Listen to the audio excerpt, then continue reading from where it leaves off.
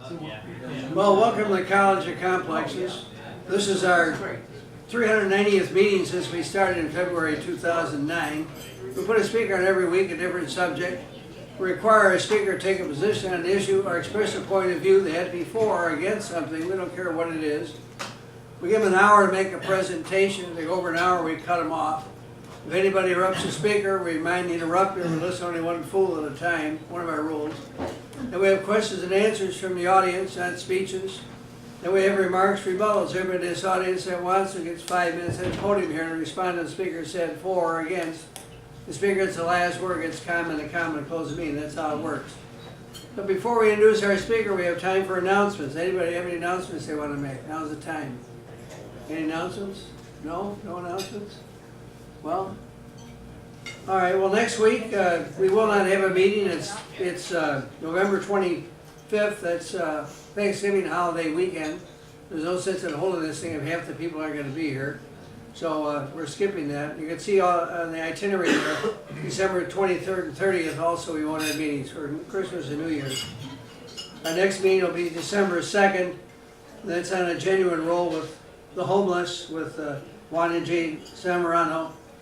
And it's on your itinerary. I'm not going to read all this. December 9th, on serious questions of CEO compensation, stock options, and results. I won't read that also. That's on the itinerary. And December 16th, and why Dallas, urging mystery of Dallas's rise to prominence. Paul Benson will be speaking. That's on the itinerary also.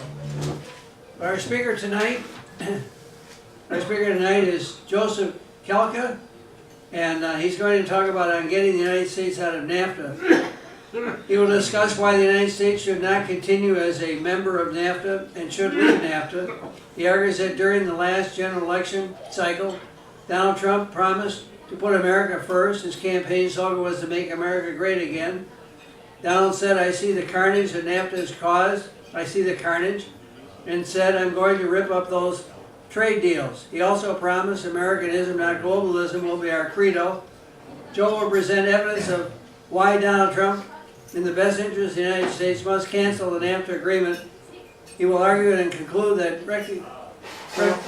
renegotiation and continued membership in NAFTA is not a good path. So without further ado, please give a very, very warm welcome to Joseph Kelka.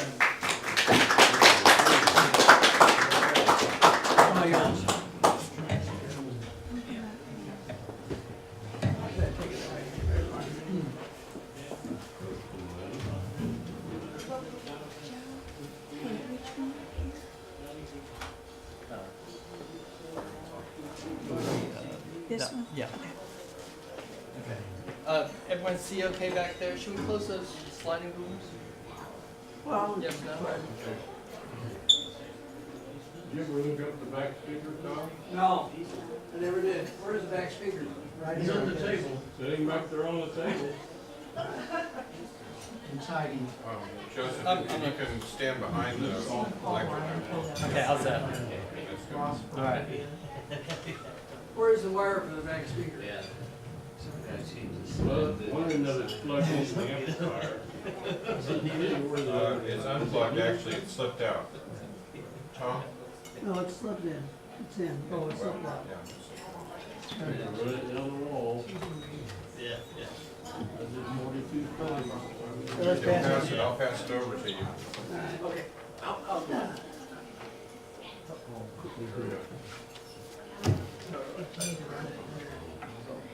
Oh, good. We're gonna move the table. Okay. Drop it. Drop the table just a little bit. Here, I'll pull the table. There we go. The table back.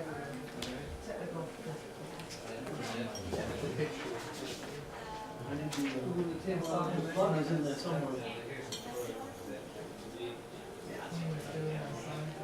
There we go.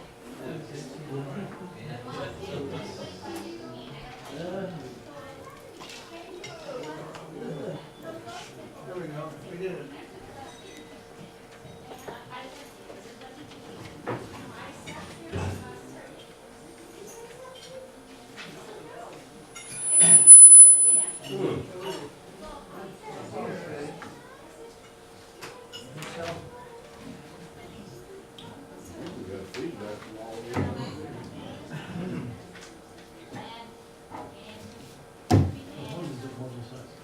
All set? All right. Okay. Thanks for coming in tonight. Okay, Donald Trump, America first, make America great again. I see carnage NAFTA has caused. I see the carnage. I'm going to rip up those trade deals. Americanism, not globalism, will be our credo. So, I'm going to present evidence of why Donald Trump, in the best interest of the United States, must cancel the NAFTA agreement. Renegotiations and continued membership is not a good path. We've got to cancel NAFTA. So, I'm doing this as a citizen of the United States is concerned, and I am a member of the John Birch Society. I think it's imperative that we define some terms before we get too far. Sovereignty, self-governing state. So the United States is a sovereign nation. Federal constitutional republic. It's the United States form of government. It's based on the rule of law, not a majority rule. There's only one federal constitution republic in the world. And it's the finest government ever designed by man. And we're also going to define capital. And that means capital is the means of production. It's not specifically money, although money can be capital, but a machine or something that you use to make money or make services that you sold, that's capital. We're talking about the free market. It's a self-regulating system. All parties are completely free to transact with one another. Capital is owned privately, and capital is controlled privately. In a free market, when force, fraud, or injury damages one party or the other, it's the government's role to punish those who commit such offenses and to vindicate the rights of the other party. Government protects the integrity of the market without intervening in it. Private property. Private property, ownership and control are key to free enterprise. And the ownership depends on 4 items. 1, title. 2, control. 3, use. And 4, the ability to dispose. These 4 aspects can be unrestrained so long as the owner does not infringe on legitimate rights or claims of others. So then we'll talk about, I'm going to define collectivism, socialism, or communism. When it's not monopolistic, the capital can be owned privately or owned by the state, but the capital is controlled by the state or the elite few who control the state.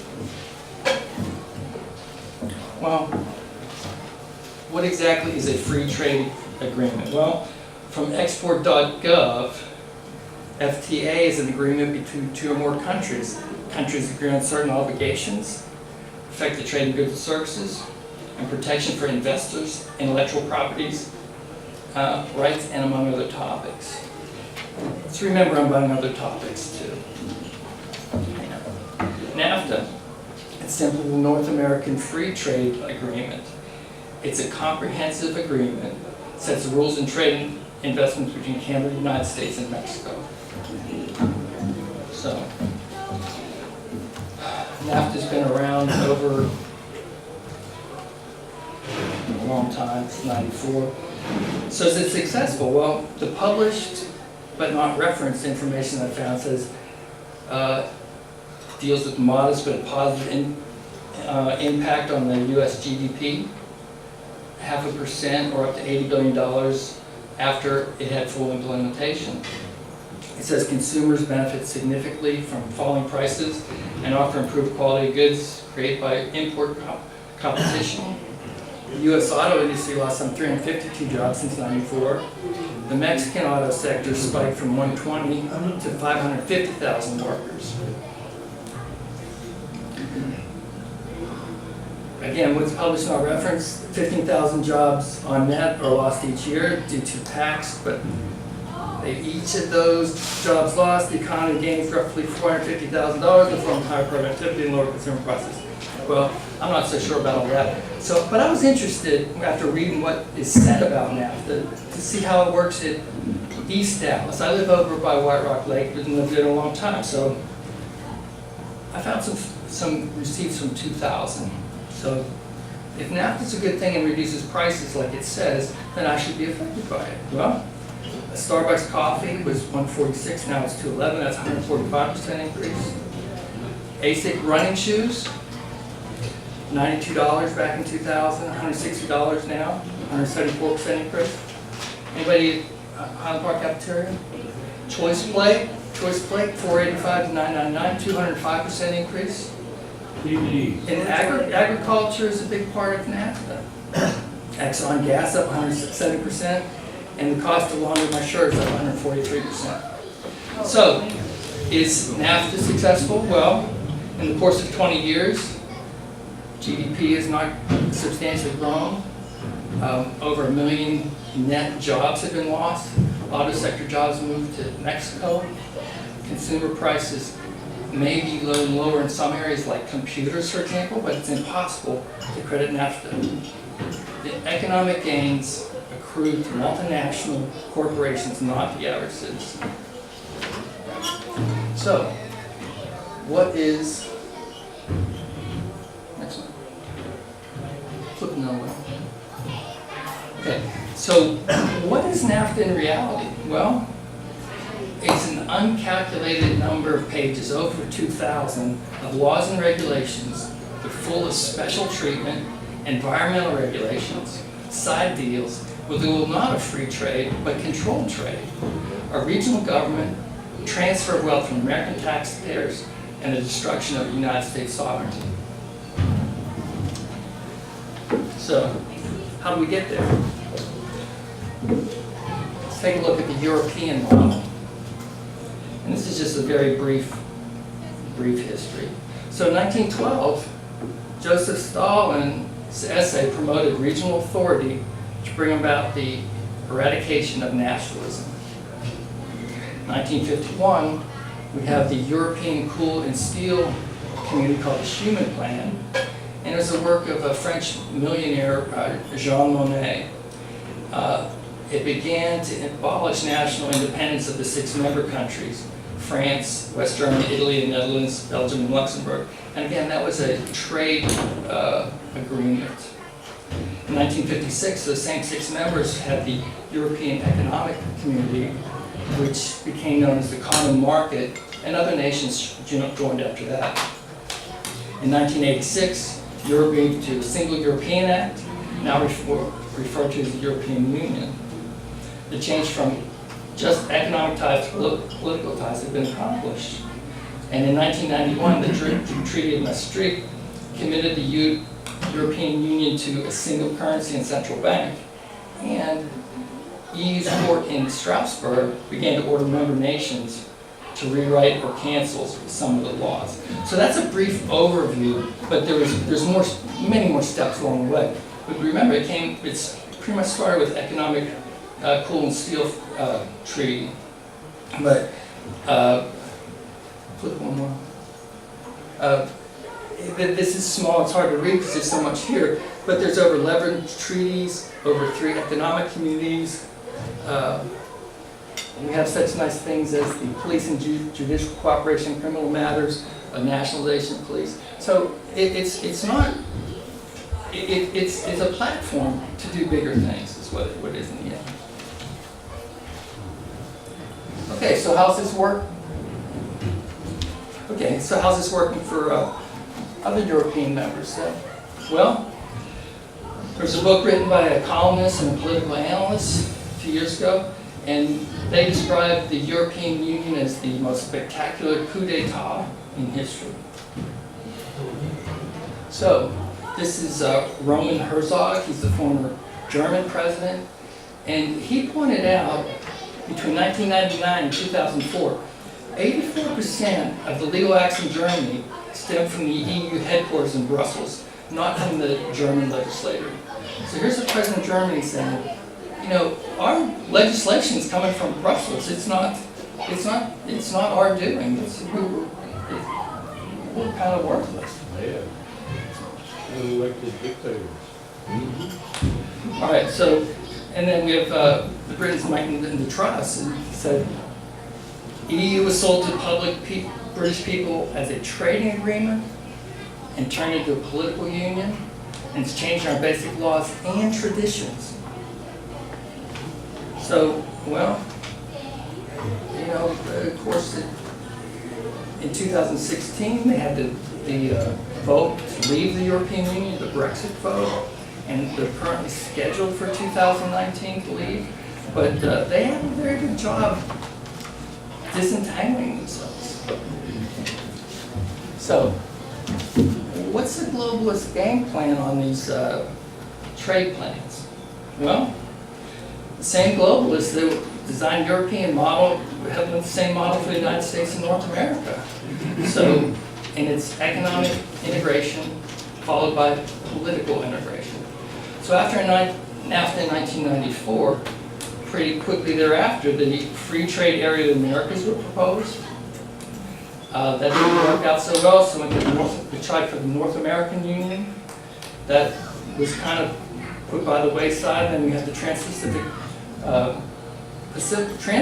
partner in 2015. That's, you know, one of the first things Donald Trump did was cancel that when he got into office. But the globalists are relentless. They suffer defeat. The strategy is to retreat, repackage, and resell. And you know, the John Birch Society has been instrumental in stopping these initiatives. So this 2011 book specifically names John Birch Society as the leading groups of most vocal, active, and intense on North American issues. And they're effective in inhibiting the Bush administration and deterring Obama administration from any grand initiatives. And this book it's Robert Pastore. He's passed away, but he was very much in favor of regional government, international, or regional government, and global government. And in his book, he puts out there's groups that are putting the cog in the wheel. So I want to talk about some observations from past. So Karl Marx, 1948, basically said, in general, the protective system of our day is conservative. And what he was really meaning to is tariff systems. While free trade is destructive, breaks up the old nationalities, makes antagonism, and word free trade hastens social revolution. And on this sense, he wrote in favor of it. So, Jean Monnet again, Europe's nations should be guided towards superstate without the people understanding what is happening. This can be accomplished by successive steps, each disguised to have an economic purpose, which will eventually irreversibly lead to federation. So, Jean Monnet is the person who designed the European coal and steel community. So in 1951, he's designing this economic community and writing his friends saying, this is a plan to have full union, and then we got the European Union. So this isn't accidental. This is what's going on. Henry Kissinger. He's a member of the Council on Foreign Relations. They're for global government. And he said the NAFTA agreement is the most creative steps towards a new world order. And on this too, I brought the research if you want to look at it too. So let's talk about some of what's within the NAFTA agreement that is not very nice, for better. So, well, first thing, it awards special privilege to foreign investors to own and control other countries' natural resources, land, establish, acquire local firms, and operate them under privileged terms relative to domestic enterprises. So you can have a successful business, and a foreign company has the right to come in and challenge you, but they have advantages that you don't. So firms have access to investor state enforcement systems, allows them to skirt national court systems and enforce privileges by challenging national governments between extrajudicial tribunals. These disputes are litigated in special international arbitrations, bodies of the World Bank and United Nations.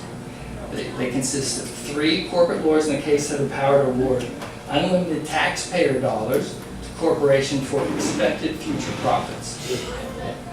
Okay, so basically, suit in NAFTA court, the losing country's taxpayers get to pay the bill. So, as of March of 2017, $440 million have been paid out through these invested cases by the United States. There are 21 pending cases with damages of $70 billion.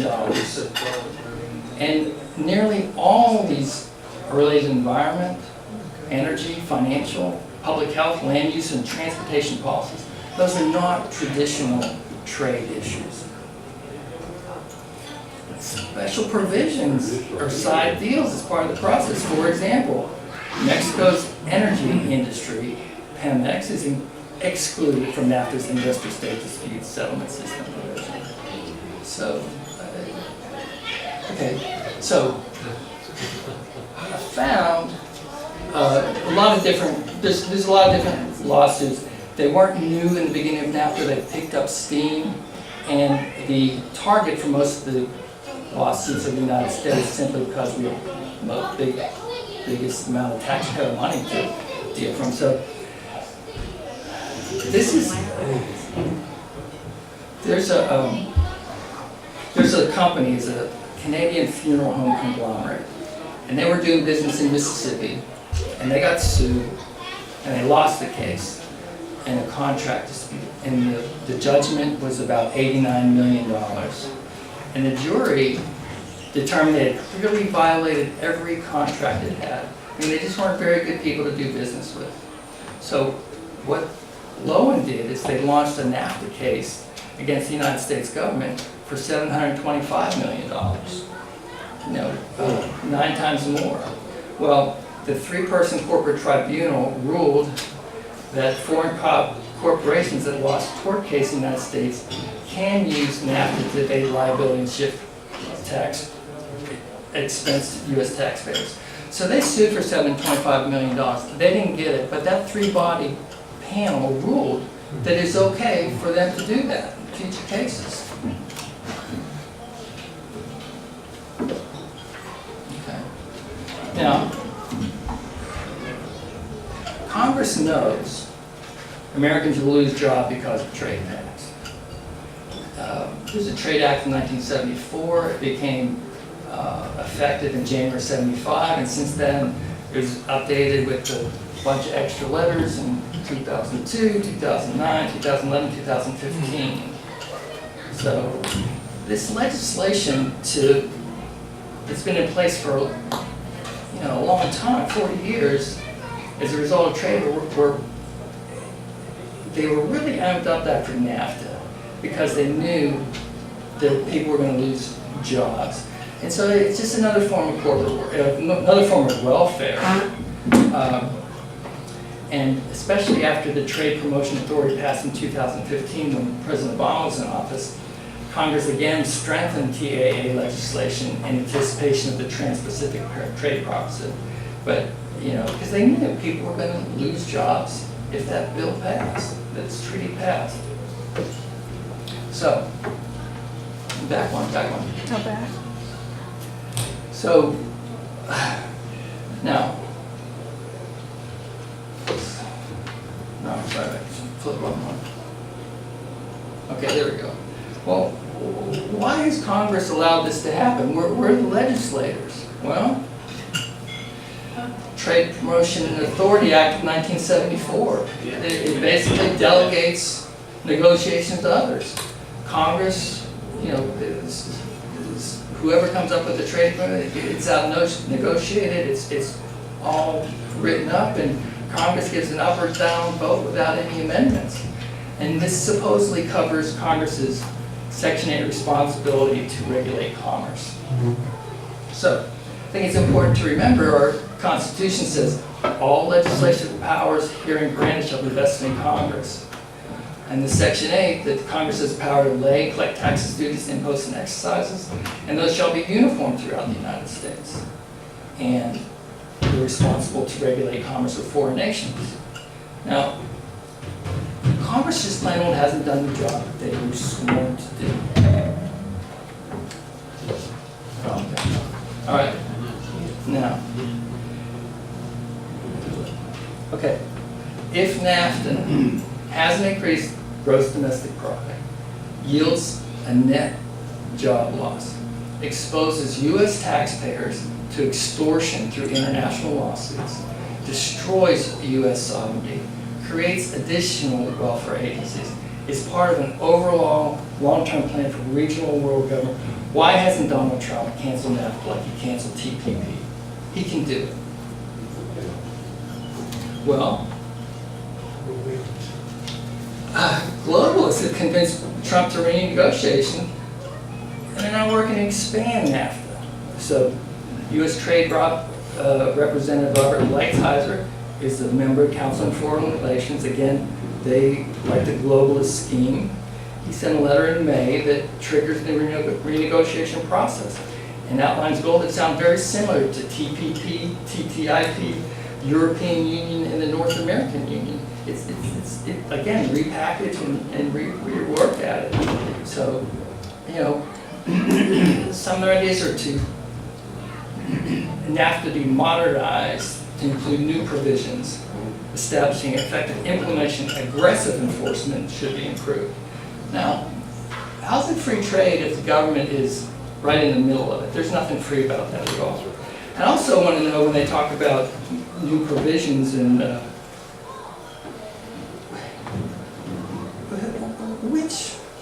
which person who was responsible for drafting NAFTA in 1992, 93, 94 foresaw an iPhone and how we do business today? Nobody. So, but they're so arrogant that they're saying they're going to do that. So, and of course we have the liberal media that espouses update, modernize, expand it. I mean, all right. What's the next one?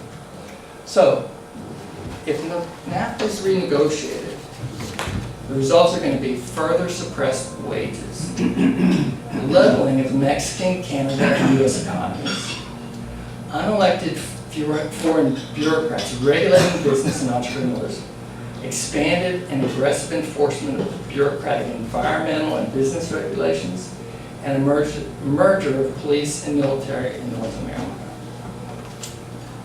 So,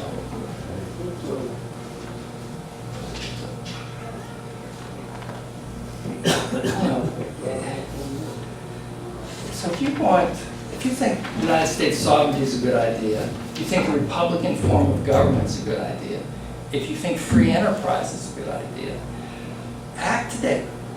Make the phone calls and demand Donald Trump cancel NAFTA, no renegotiation.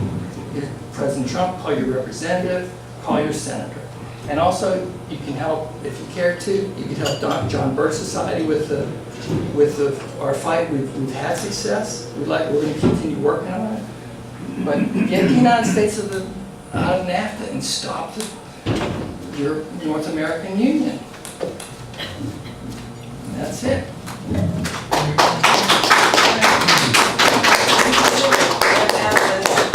U.S. out. Yes, sir. So, Jim? I'm gonna have a microphone. It isn't working. yeah, it was a minute ago. What happened? Sounded. There you go.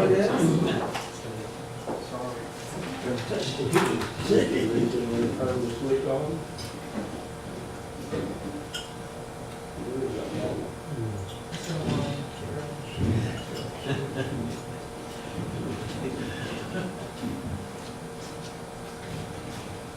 Let me see that. You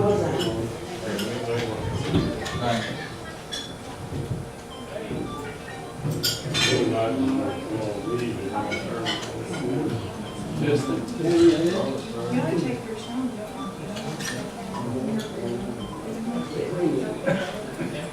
That's really strange. There's like a dead point. All the way on to what? Now it's working now.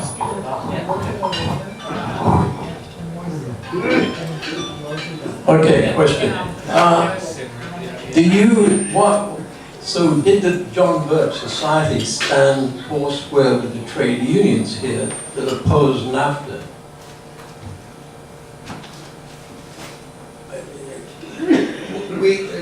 I don't know about that issue, I'm talking about NAFTA tonight, and we definitely oppose NAFTA. Yeah, but it was the trade union people here that were actually crushed in the early 80s, okay? And diminished, that they were the only group that I know of that were really foursquare against NAFTA. And they predicted what would happen. All the things you talk about, lower wages and conditions and so on, it was really the trade unions that were against it. So I'm asking the question, what did the John Birch Society stand foursquare with the trade unions at the time? I don't know how to answer that because I hadn't really thought about that at the time. I don't know about, I wasn't. Well, John Birch Society had a position. No free trade agreement. Right. So they should have, if that was the case, and the trade unions were against NAFTA, which they were, why didn't the John Birch Society, was it because the trade unions are typically on the left and the John Birch Society is on the right? I don't understand your question. Well, what I'm saying is, why didn't they stand with the trade unions? Why is they were on the same side on this question.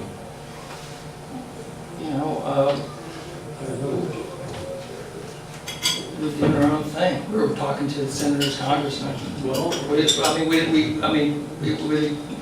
I don't know, lack of resources. I wasn't there. okay, well, I'm just asking a question. I was living through this. The other question I have is, a greater problem is really the entry, in terms of damage to this country, is the entry of China into the WTO. Did the John Birch Society stand against that? Yeah, of course. So really, the working people, sounds like the John Birch Society, from what you're saying, is standing up for the ordinary working people, which the trade Free unions enterprise. do. Yeah, US well, free Constitution. enterprise, and so they're against oligopolies and monopolies. Absolutely. That's great. That's fine. So why aren't they with trade unions standing up for that?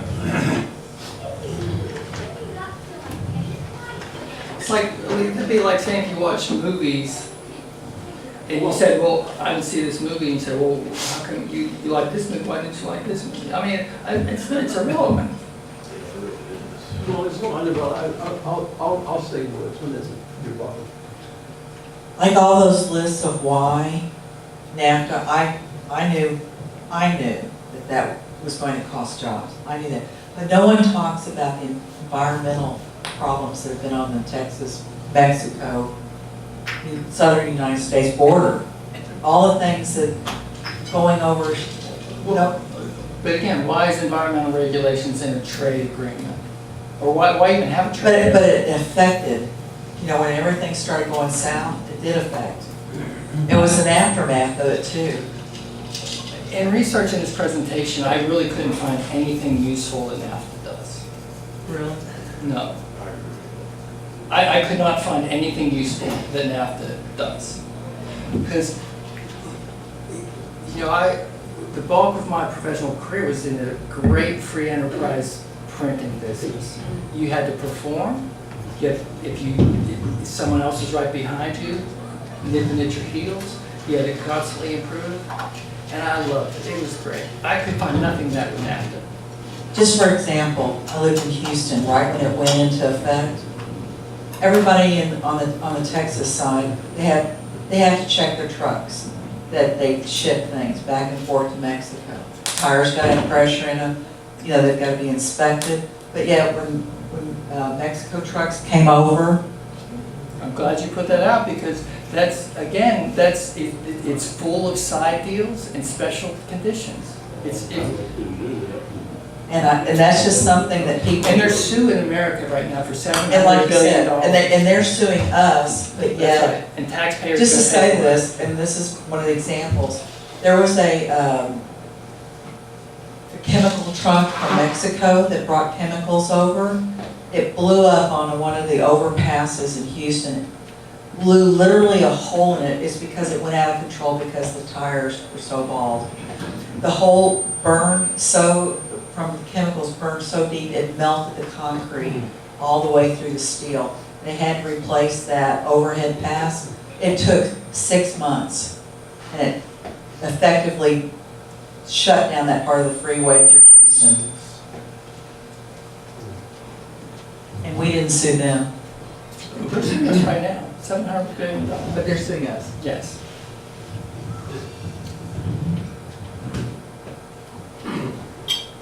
Well, I don't really have a question I can formulate into a question very well, but maybe I could ask for your response. Okay. The Birch Society has various issues that they pursue, and the trade unions also pursue their issues. But when NAFTA and GATT was up and we had bipartisan support for it, I didn't hear the media giving any contrary voices any airtime. Do you have a comment on that? Contrary voices to the media. Contrary voices to the NAFTA. Why would they do that? They want this. Yeah. The guys that are designing it own this. Well, there you have it. But it's like when John is bringing up why wasn't there not solidarity between the trade unions and the Birch Society. If you're all pulling for the same thing, but then it's invisible because there is no voice, because the media is not really giving either party a voice. So actually, the only great voice was Ross Perot, actually, standing against NAFTA. Now, do you have any information as to why Ross Perot was suddenly silenced? Well, because he was. I mean, he just, all of a sudden, he just dropped out. He was threatened or something We happened. had a meeting with David Rockefeller, that probably scared him to death. I interviewed Ross Perot's assassin who refused the job and sent word to him that he and his family were to be taken out. I'm not surprised. So anyway, if you're wondering, I mean, he did receive a very credible threat. So. I got a quick. Back in 93, I guess, 92 and 93, when NAFTA was being considered and debated, Sam Johnson, a Republican congressman in my district, who's supposedly done a pretty good job, had a town hall meeting, and I asked him, this thing about NAFTA, aren't we already doing the activities that NAFTA addresses, and fairly well? And he kind of acknowledged that, yeah, we're doing free trade and stuff like that. So I asked him, why do we need 1,000 pages of government to do what we're already doing rather successfully? And he did not have an answer. No, he doesn't. American business people are pretty creative. Yeah. They really don't need. Yeah, they want that stuff. They want control. Any more questions? I'll just say, I remember 1993, and I was all for NAFTA because they were going to destroy my house and build a highway, and they never did it. But that highway was going to go right through my house, and I was going to get some money. And I waited like 10 years, nothing happened. Where's my money? I want a new house. Y'all remember that? So you wanted the super highway? Super highway. Didn't that wasn't that didn't that go through like East Texas? It would have gobbled up. I live in Rockwall County, so It would- it right would- through my house. It would have like gobbled up all of Rockwall County. I mean, It it's would have gotten the- me, it would have got a bunch of Indians, it would have saved a whole lot of people's lives. I probably wouldn't be divorced if they'd have built that highway, so screw that. Well, if you still have that house, it's probably going to Yeah, have I still value. got it, but I need to work on it. It's old. Alright. First of all, thank you very much for putting this talk together and coming to talk to us about NAFTA. You're welcome. I saw a page that you spoke on in your presentation. It looked like, I'm sorry, this feedback is driving me nuts. Point it away from the speaker a little bit, just angle it away from the speaker. Okay, there was a page that you talked about. It looked like more the tribunal kangaroo courts. It talked about advantages foreign companies would have in competition with you. To me, this all looked like a whole other talk, and I wasn't able to absorb much. So I'm going to ask, the dispute resolution and what looks like tribunals, does it look like a smaller parallel to what the TPP was proposing? Well, I mean, yeah, I think that would be a fair assessment. Yeah. I think that'd be a fair assessment. I mean, what the purpose of that is to get taxpayer money, and the United States has a lot of taxpayer money. Is it fair enough? I mean, so that one case I showed you where, this company from Canada does business in Mississippi, do a terrible job, and they get sued. The local court, local jury agrees and awards $89 million, and the comments are, this company from Canada never followed and performed on a contract in their business life. I mean, just sound like charlatans. And they turn around and sue through NAFTA, the United States government, for $725 million.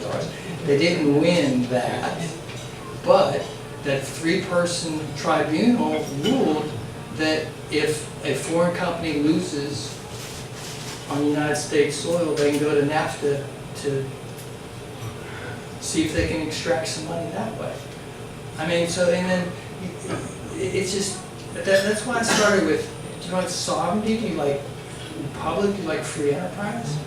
So it's subsidies basically, so we're just basically paying the bill. Absolutely, yes. Yes. And the advantages of foreign companies over American companies, could you, Give you some examples? yes, could you give me some You know what? examples on that? That's a little bit beyond I'll do that. PowerPoint, Yeah. but I've got it in here somewhere and I can look for it and find it for you. Okay, How's thank that? you. Can I see it? I mean, just, but look at one thing, like Pemex isn't part of that whole thing. Like that. Right. Shouldn't everyone be on the same rules, man? Amex is not So part of it? what I get to do? The chapter 11, The bill I got 89-cent gas, right?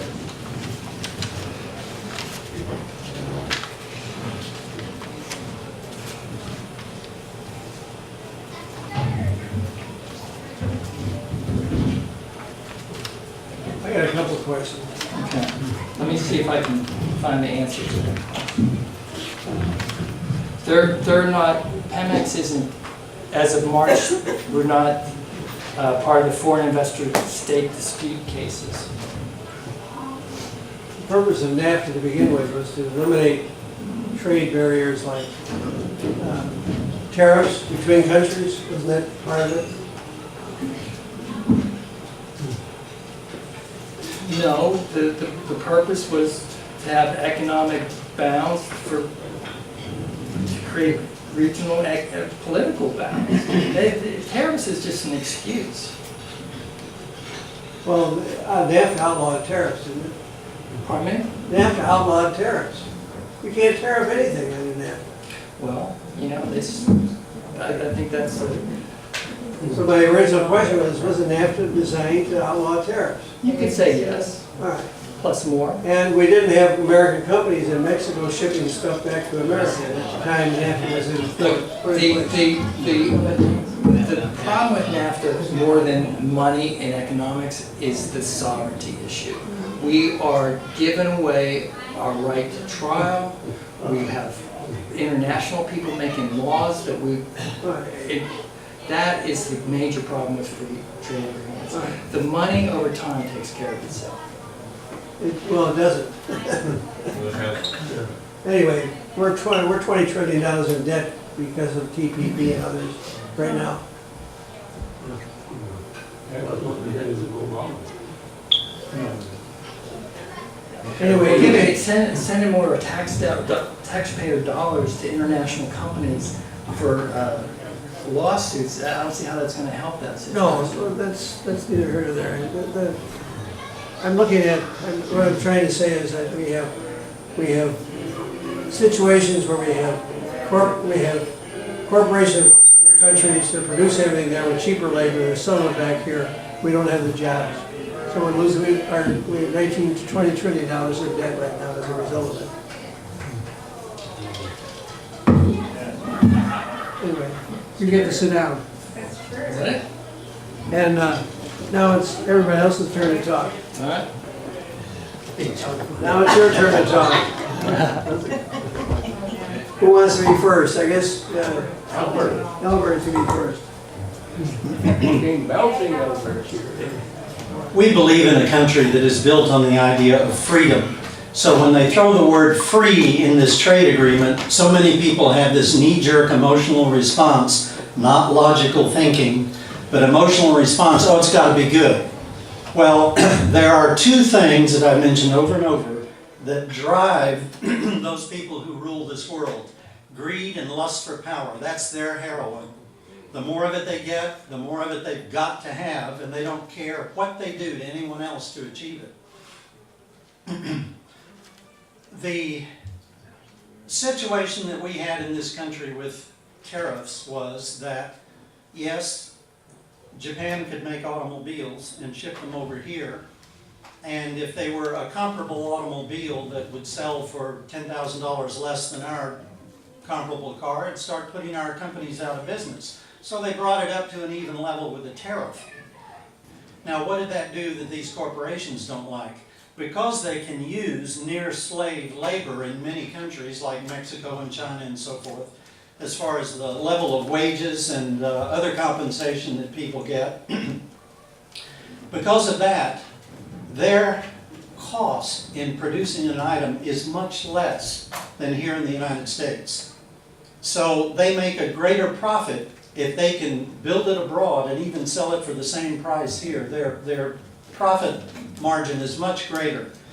And that is the big greed factor in NAFTA. And what it does is it just moves all those companies abroad, which we know that it has done, so that they will manufacture with the equivalent of slave labor or a lot lower costs. They don't even have retirement benefits for a lot of them and all of this. And hence they make more profit. But then you look at the agreement too. Yes, it is a great political thing of this New World Order group that intends to enslave all mankind. And this is a step forward. George Bush Sr. was very much a proponent of getting this thing moved, and then Clinton signed it in. They're all part of the same team. Left, right, conservative, liberal. It's like I've said 100 times, we're like roosters in a cockfight.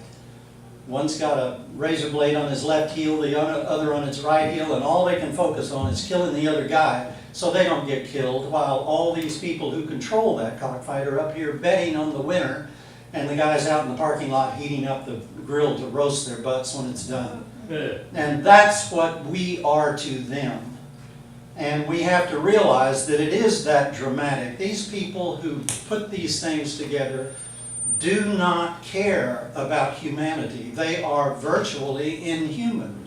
And I think largely, secretly and fervently, they're satanic. And this, if you follow Mark Passio, some of his stuff that he's been putting out, this creates a sociopathic or psychopathic mentality by practice and belief, where they have no feelings for other people.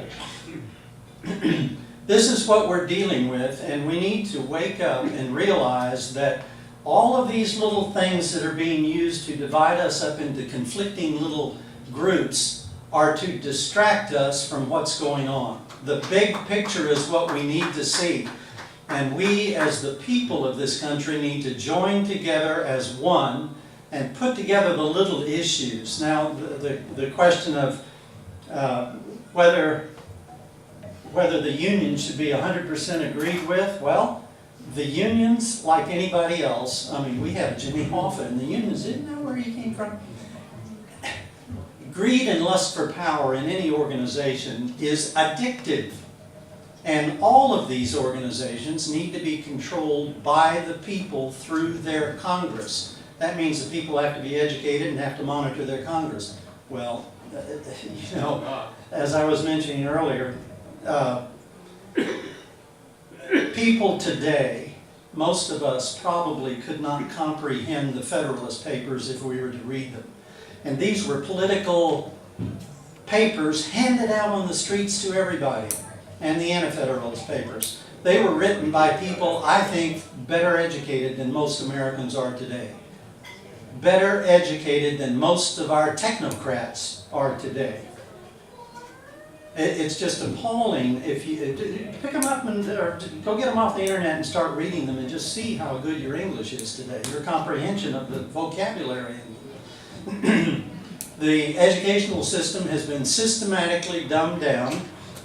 They're doing this in all kinds of fields, even publishing 100 years from now and 100 years from then and through time a new version of the Bible to bleed out slowly the spiritual understanding in those writings. That level as well, because it's like Yuri Bezmenov stated, who was a spy for Russia and defected to the United States, that the first thing that they do when they go into a country to try to convert it is tear down the moral fiber.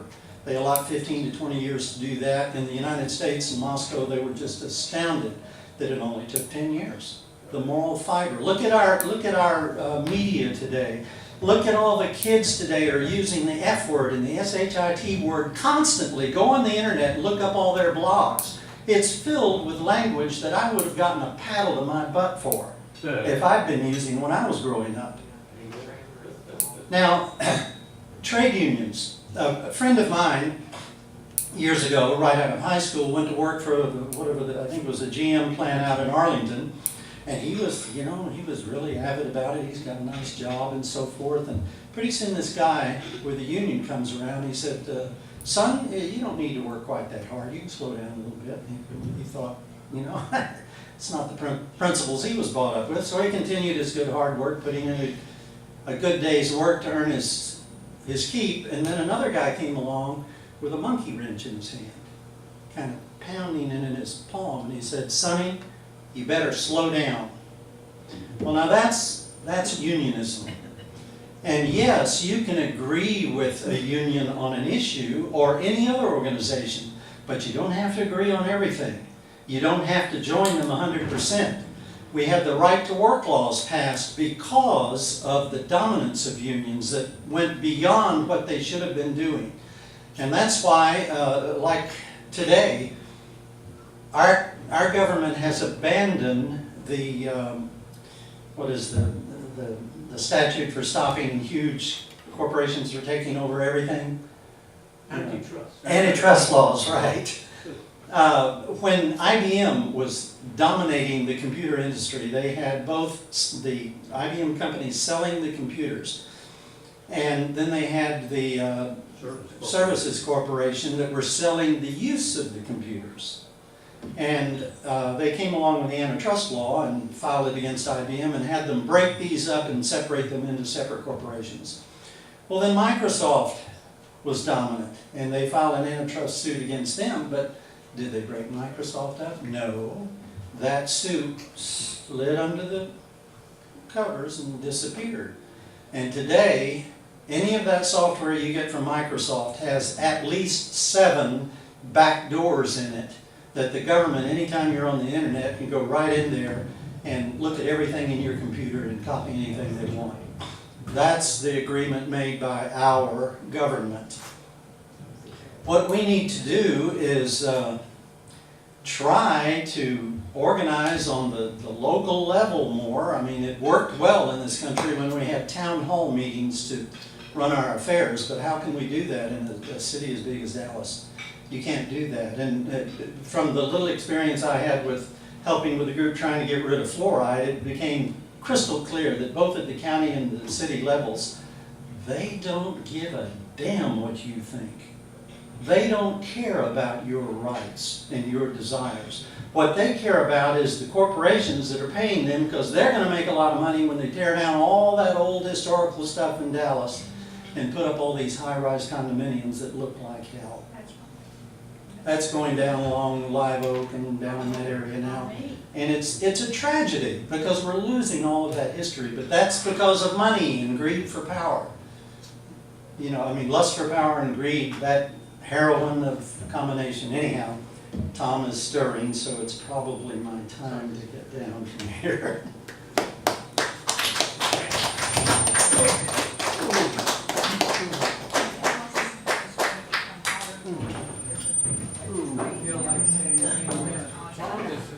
All right, well, actually, I fundamentally agree with your denigration of NAFTA. In fact, all these trade agreements I disagree with, and Britain, of course, voted to get out of the EU, which I agree with too, for the same reasons. In fact, right after the crash, I wrote a book called Sabotaging America, because I felt this country was and has been and is being sabotaged. And when I came to this country in '68, and the changes have been so profound since then, it's amazing to me, and it's been one sabotage after the next. Now, in terms of NAFTA, before NAFTA, the US had a trade surplus with Mexico and Canada. And immediately after NAFTA, within a few years, it had a trade deficit with these countries. Because, as Albert Wiley points out, the people that run corporate America are sociopaths. Basically, they don't give a damn about America or the people of America or anything to do with America as long as they make tons of money. And they're prepared to do anything. And it's always, well, we must maximize corporate profits, our duty to our shareholders. Now, of course, as we know, the average shareholder in America lasts for 20 seconds.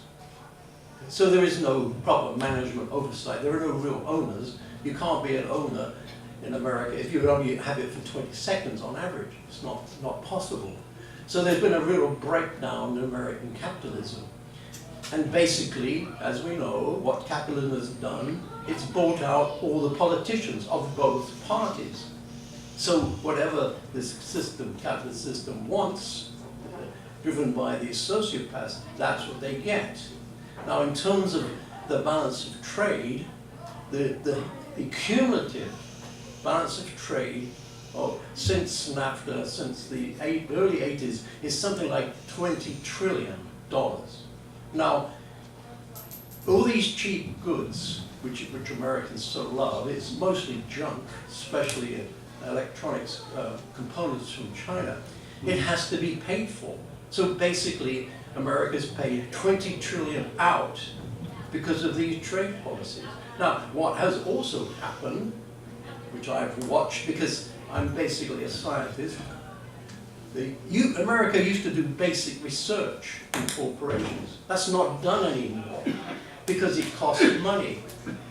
And these people that run America really fundamentally don't understand finance and economics. All they care about is greed. They're driven by money. And it's all short-termism. They have no long-term outlook at all. Now, other countries, especially Germany, takes a long-term outlook. They have a financial system that operates like that. And China does it too. Now, if I'd have stood here 30 years ago and said to you, China will be eating as America's lunch, and it's a communist system, you'd have said, sit down, John, you're totally stupid. But I did say this to my friends in the early 80s. I could see what was going on. And NAFTA was part of it. Now, in fact, in terms of percentages, right now today, America is running like $500 billion a year trade deficit. China is about 60% of it. NAFTA is probably about 15%. So NAFTA is a small part of the problem. So US has a trade deficit with Europe, almost every advanced countries, because American stuff doesn't sell. Now Germany sells, as we know, has a trade surplus because right, in 1953, America went to Europe and said to the Germans, we're going to wipe out your debts, and by the way, France, you're going to take over control of Europe. So Germany, I mean, you look at films of the early, of the late 1950s about Germany, it's all brand new. And in England, by the way, and I lived in London, battered to pieces, you still saw the wreckage of the war. John Lewis department store, Oxford Street, didn't rebuild its store until '61. As long ago as that. So Germany was given a free pass to start again, rebuild, retool, and so the so-called economic miracle was paid for and hastened by the American policy, actually. And really, and now of course Germany has a trade surplus with America and all of Europe, okay? And so here we are, talking about, let's go back to Brexit a bit. So we apparently, in dealing with Europe, have to pay, we had to go cap in hand to join the system, because de Gaulle didn't want us there. And eventually we went in. Many people were against it for the same reasons. And now we're having to go cap in hand to get out and pay enormous sums. And the laugh of the matter is, we have a trade deficit with Europe, so we're having to pay Europe because we want, apparently some people want to stay in and continue having a losing proposition in trade with Europe. I mean, it's asinine. Now America has this ongoing trade deficit with the rest of the world, and of course I've talked about Bretton Woods years, you know. Again, Keynes, Lord Keynes, the great economists, English, came to Bretton Woods in 1944 when they were setting up the international arrangement. And he wanted a balanced trade arrangement. He wanted an international currency that would have guaranteed balanced trade. That was what he proposed. And that would have eliminated this distortion of trade that goes on. It couldn't have happened because basically it was really a replicator of the gold system that was in extant in the 19th century, whereby you paid in gold. And if you didn't have the money, then you'd run out of gold and you couldn't do it anymore. Well, paper currency has eliminated that. But Keynes' scheme was to install a balanced trade situation. Well, the Americans didn't like that. No, they couldn't imagine a situation where they wouldn't have all the money and all the gold and so on and so forth. But within 15 years, they were running a trade deficit. So when you run these economic empires, it costs a lot of money, and ever since then, especially since the 80s, it's been running a huge trade deficit.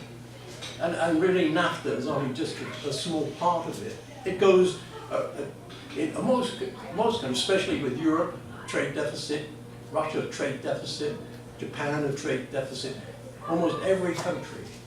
So this country has lost its way. It's ruled by people, really both parties are to blame. That's why I say I couldn't support Clinton or Trump.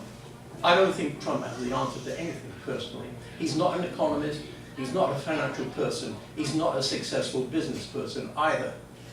He's cheated everybody he's dealt business with, okay? And this flim-flam man, he's gone around thinking that, and really the people in the Rust Belt, as you say, have lost their jobs, they've closed down steel manufacturing and everything else. And really the best bet for many people in the Rust Belt, instead of voting for Trump, they should have voted for their feet and headed to Canada. At least they'd had a good healthcare system, and they would have had a good parliamentary system too. Whereas this system, you know, this weird system that's 300 years ago, we had it in England, but we got rid of it over the centuries, you know, is a licensed thievery and bribery. And we all know it. I mean, how much does it cost to elect a senator, how many millions does it cost? It's ridiculous. I mean, the whole thing is just political bribery. You know, so now what's happening is on globalization, which is the fundamental problem, it was people like Kissinger and in fact, if you went to as an economist, if you tried to teach at American universities and you didn't teach classical economics, you could not get a job. Now, classical economics, supply, demand, and free trade is a total nonsense. And the reason it's a nonsense is because even an idiot can see that an oligopoly, which is what we have like Walmart and other, like small business like AutoZone, okay, for car parts, they're all oligopolies. Now, an oligopoly can outcompete any mom and pop stores. This is why you see mom and pops have disappeared, because we're gradually moving to a more and more concentrated corporate system. You go to any city in America, it looks as if you've never left, because you see the same businesses there as in Dallas. So what you've seen is, you see like a gradual eroding of competition, because it is cheaper to run a monopoly, actually, because of the economies of scale. Now, classical economics was founded by Adam Smith, and it was under conditions of scarcity. If you want more stuff, it would cost more to produce. That's not true today. So many people here teach this out-of-date economics because it's just not true anymore. And that goes along with the American Constitution. It has to be rewritten, I think, I would say, like the parliamentary. And I know you don't agree, you think it's wonderful. Well, it's a losing proposition, because it's led to this bribery and corruption that you know damn well, because all these trade agreements, I mean, Ralph Nader, when NAFTA came, he had a competition. He said, would you senators read this, and I'll pay you, I think it was $10,000, okay, if you agree with it. And one Republican did, and he read it, and he said, I will never sign this. And yet I believe it passed in Congress by a overwhelming majority, like 90%. They didn't read it, they just signed off on it. Because all the economists and all the politicians said it was wonderful. Well, look at the result, it's a disaster. Now, driven by the fact that this is a bribery and corruption political system you've got. Now nobody could stand up and deny it, right, John? I'm standing up and I'm ready to deny it. Okay, it's not a bribery system. Okay, have at it. Okay. No one like our British friend John to get me up off my chair there. Any system of government where the laws are not being enforced and they're not being followed is a corrupt government. I know I've been observing for the last 2.5 decades that you really could not get any justice in the courts. That it would only go to a certain level, and then you'd lose your case. And many, just open and shut cases, you'd see that happen with. And you just have to look at that and say, okay, we've got a real problem. And maybe it's the water they're drinking in D.C., but I don't know how you can fault the Constitution for a whole confederacy of dunces who are not following it, which are our leaders. It's a system. And if Britain were pure, just pure as the driven snow, as they say, then, but see, it's not. And there's so much corruption over there as well. So I'm motivated by the statements. And one thing I will point out is there's a lot of vetting that goes into candidates for the presidency on the front end before they run. I think it's amazing how Trump won the election, and then all of a sudden all this stuff is pouring out about what a horrible businessman he was, and all of his failures and all this and so forth. I mean, where was that hiding during the campaign? I'm asking. I mean, and my answer for that, of course I have an answer, is you got this media 24/7 blitz against Trump.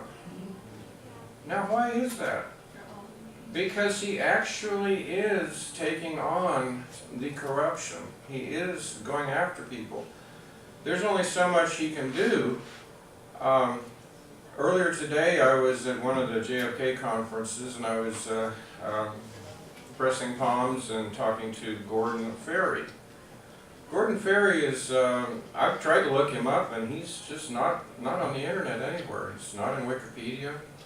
Just kind of a strange individual, but he was a Secret Service man until 8 months before JFK was assassinated here in Dallas. And he went on, he was in special forces, a number of things. He was speaking about, I asked him, I said, you know, I've heard that you're an attorney. He said, I'm not an attorney. But then in his talk that he gave today, he spoke about the fact that he had been trained in international law by the only firm in the country who was really doing international law at that time. And he mentioned the name, and somebody was coughing in the audience during it. I couldn't get the name, and I didn't record it. But this is a really interesting character, and I'm only bringing it up because this guy is really savvy. I mean, he sat down with Kissinger. He's been up there at a very high level. It's his list of who's who is you know, it's a mile long of people he's done work with. And, I think if I can remember which CIA director it wasn't Bush Sr., but one of the directors basically had it in for him and wanted him assassinated, and was told he didn't have permission to assassinate Gordon Ferry. So, I mean, that's how much he was bucking the system. And I respect someone like that. And he's for Trump, and he's supportive of what Trump has been able to get done against the incredible opposition there.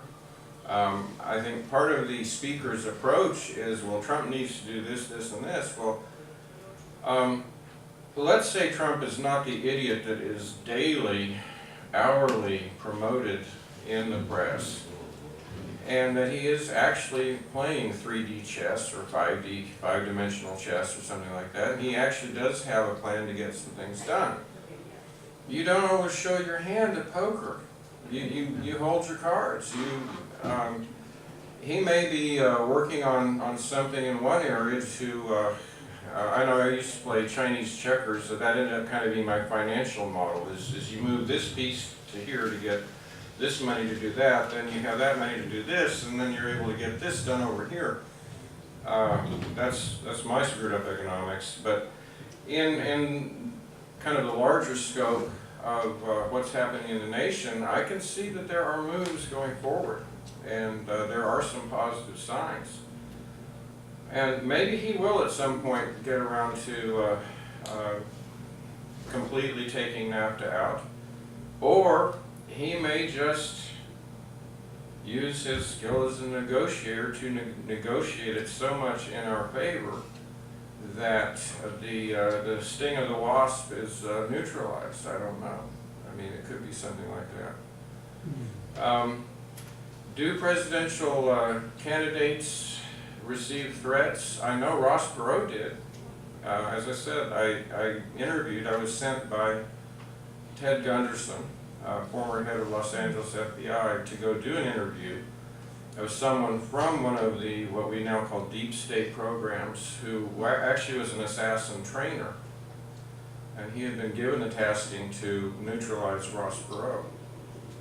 And I did some video work of that back in the mid-90s, and later on, he disappeared for many years, and then he showed back up, and he said, no, we wouldn't have killed Perot. No, neutralization could be one of three things. You compromise them, you threaten them this way. In other words, you get the result you want. But if Ross Perot had not, if he had been unmoving, he would have been assassinated. That's what he's not really telling in these statements he's made. But he did send word, he did the ethical thing. He said, I've done assassinations, 17 international missions around the world, but I've told you guys I am not going to take out a presidential candidate. I'm not going to operate here in the United States in a completely illegal fashion. And so that was his story. And for a while they charged him with treason because he disobeyed a direct order coming from the then sitting president of the United States. Which sitting president was that? That would be G.H.W. Bush. Well, And what did Perot do? Perot actually, I think, had a chance of going for the gold, but his campaign really split the vote to the point where basically Perot elected Clinton. And some people have concluded that that was his motive all along. I don't know. he was recruited to do that. They say he was recruited. Well, that's someone's theory on that. I mean, I haven't talked to Ross. It's been years since I rode the elevator with him over at Providence Towers when he had offices at Perot Systems. But Clinton did the same thing, so what did it attribute? Well, that's the point, but it kept Bush out.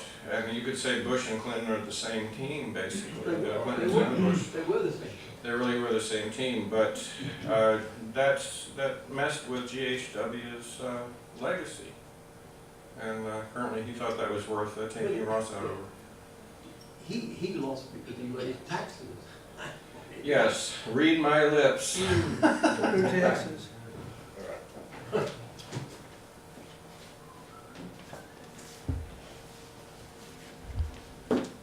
I don't think anyone here who has actually looked into NAFTA or any of these other trade agreements would agree with them. If you study what these things do, or people who actually study them and take quotes from them, and you can read what they say and what they do, any normal person wouldn't agree with them. And if you're like me, you let your congressmen and your senators know how you feel about it. You say, I don't want you to vote for this. I remember Lloyd Bentsen back when Bork was up for the Supreme Court, and I understand that Lloyd Bentsen got 65% letters in favor of putting Bork on the Supreme Court and 35 against, and he voted against putting Bork on the Supreme Court. So if you're like me, you don't put a lot of stock in sending communications to your congressmen and your senators because they tend to do whatever their controllers tell them to do. So the only way we change things is by ignoring what they tell us they're going to do, expecting them to do what they've always done, and somehow upsetting things. Like, for instance, in Alabama, where Roy Moore got elected, the deep state, Mitch McConnell leading the way, spent $30 million to defeat Roy Moore, and Roy Moore only spent $2 million and still won by a fairly wide margin. Which illustrates the fact that people who disagree with the deep state can win. And he defeated a sitting senator, which apparently never happens.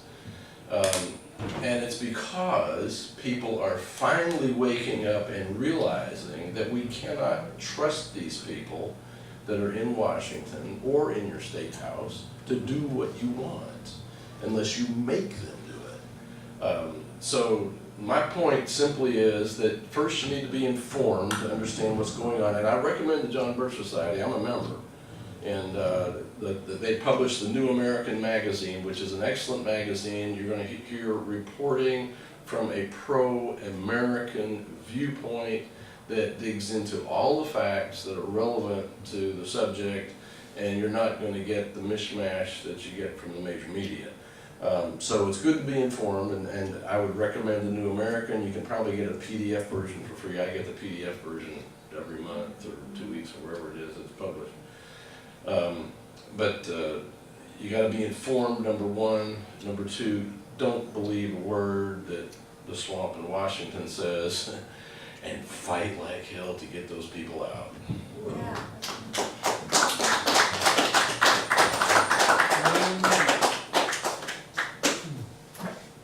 I guess I'm the last one standing, so. I want to thank our speaker. He did a great job here tonight, trying to get everybody thinking.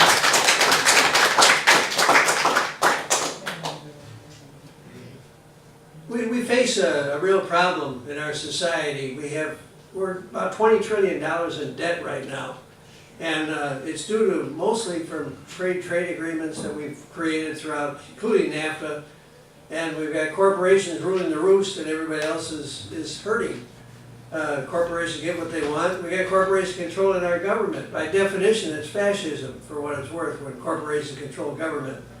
And the congressmen aren't going to vote against the corporations, because if they do, they're out. And they know it.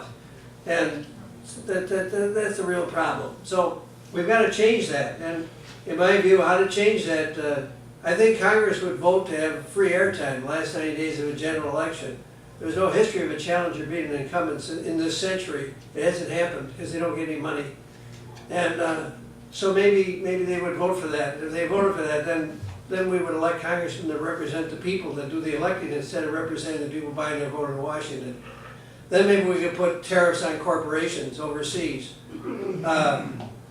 Tariffs on our corporations, for example, our auto industry moved to Mexico, and now they're shipping stuff back here and making money in the process. And we lost all the jobs, and we lost a lot of jobs throughout the country because of it.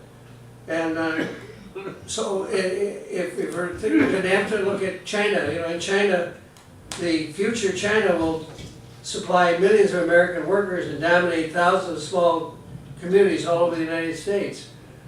Chinese acquisition of U.S. business sets a new all-time record last year and is on pace to shatter that record this year. This is what happened in England, with outside interests buying up the corporations. Because of our national debt, all our money has gone to China and other places. It's now coming back by them buying our corporations. We have to do something about it. We have to balance the budget. And one thing that we could do, I think, is put tariffs on corporations. We can't put tariffs on another country. You put a tariff on Mexico, they put a tariff on you. Then you're going to end up in a price war. That's not going to work. But there's nothing to stop you from putting tariffs on corporations. You put a tariff on Apple, they produce everything in China, they don't produce anything here. So if they had to produce, the tariff was the difference in labor costs, the difference in environmental protection, the difference in transportation costs, the difference in taxes. They would have to pay that to sell, produce something outside the country and sell it to the people in this country. They would think twice. They would want to produce it here, because then they wouldn't have to pay all those overhead costs. Then you might keep your industry here and build industry here, and it'd be American industry here. And in the process, then you might be able to shorten the workday. We've got 25 million people in this country that are out of work right now, either unemployed or underemployed. Automation takes its toll. It's constantly replacing people with machines, and machines don't pay taxes. That's part of history. If you look back in history, 1938 they passed the Fair Labor Standards Act in this country. They reduced the work week from 60 to 40 hours. They reduced the work day from 10 hours to 8 hours. They did not cut the pay. You had the same take-home pay in 8 hours, they made it 10 hours. Within 5 years, big business and labor went to each state legislature to put the states on a shorter work day, because miserable little company would eliminate their competition. That's how we got the 8-hour day and a 5-day work week. That's how the rest of the world followed. I'm in favor of a 30-hour work week, a 6-hour day. I think we could do it. But in order to get it done, we'd have to do a lot of things. We'd have to have Congress represent the people, number one. Number two, we'd have to put tariffs on corporations overseas, which includes put tariffs on corporations under NAFTA. So maybe I can see why you say abolish NAFTA completely, and we'd be better off. But I don't know if we'd be better off. I really don't know, because if it was abolished, then other countries would jump on the wagon. I'm not sure, but you can address that when you get up here. But anyway, that's what I have to say. Thank you. And our speaker gets to comment on a comment and close this meeting. He gets the last word.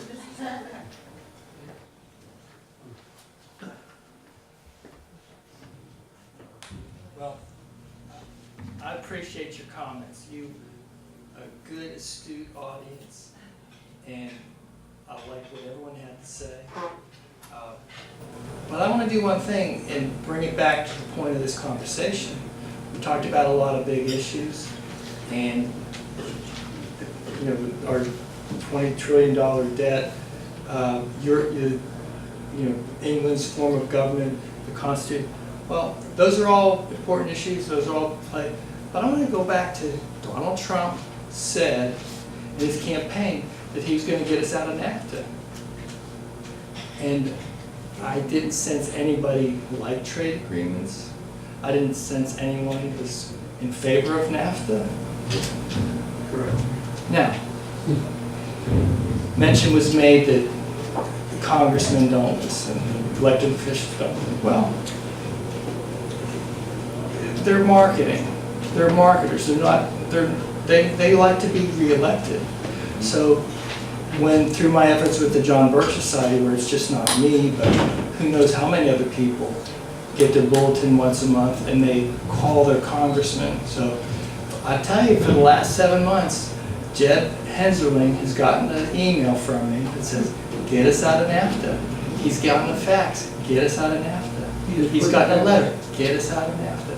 He's got a phone call, get us out of NAFTA. He just quit the Congress. Really, how about that?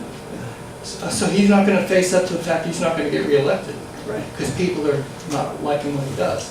Every month he sends me back this same stupid email, and I reply to it like, Jeff, you're not listening. You know? But again, that's what you have to do in a republic, and it's hard work. And I think a lot of what's happened is the people have not done their job too. You know? So anyway, but the point is, call Donald Trump, call John Cornyn, call Ted Cruz, call Jeb, call Pete, whoever it is. Just say, get us out of NAFTA, don't renegotiate. This is a very good point about Donald Trump. Is he a couple of months? He may well be. And I don't know, but he's still going to hear from me. So.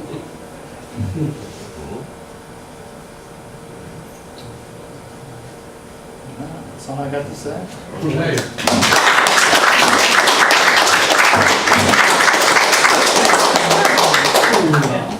It was good. I appreciate you having me in. I appreciate you having me in. And Oh, I yeah, enjoyed it. that was good. No, we tell them here. Yeah.